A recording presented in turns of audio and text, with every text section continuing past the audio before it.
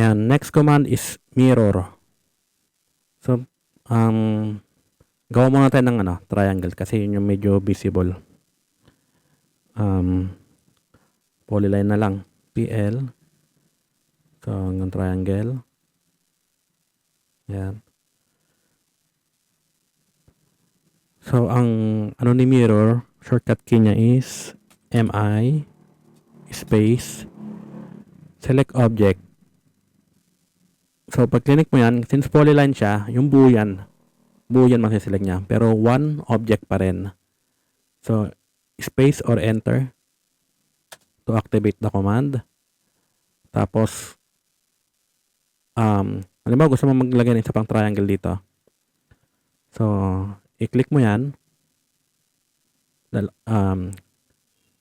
Select object, tapos specify first point of mirror line. So, ang mirror line mo, halimbawa, isang triangle dito. Ang mirror line mo is yung up and down dito.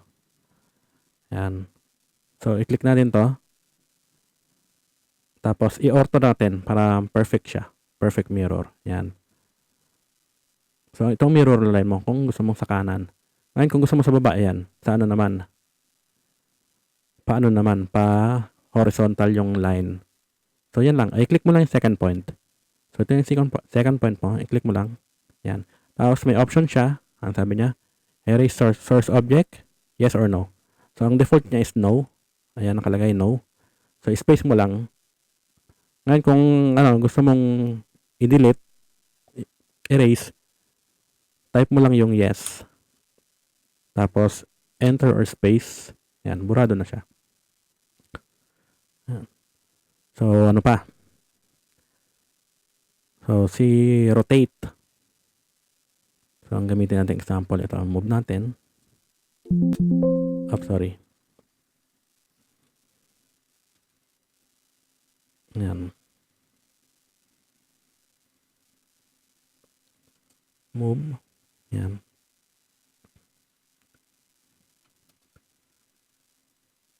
So, hindi siya perfect, pero okay lang yan.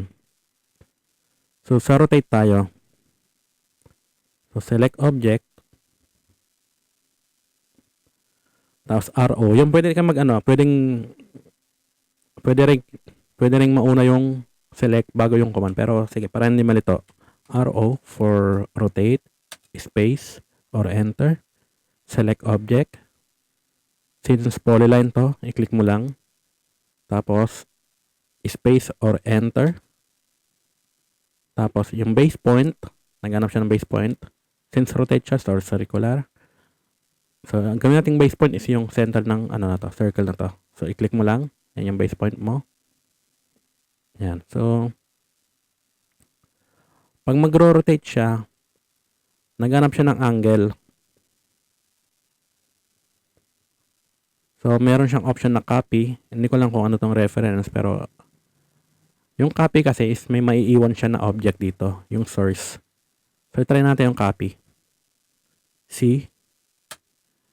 Tapos, so, mag-rotate ka na. Angle. So, sabi natin yung 45. 90 degree. So, ang 90. So, lagyan natin rotation angle is 90.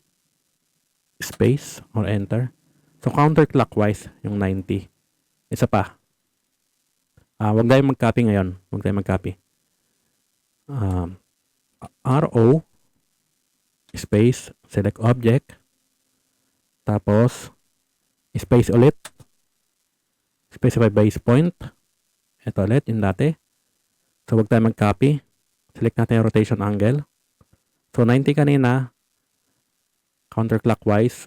Negative 90 is clockwise. Ayan. So, walang copy.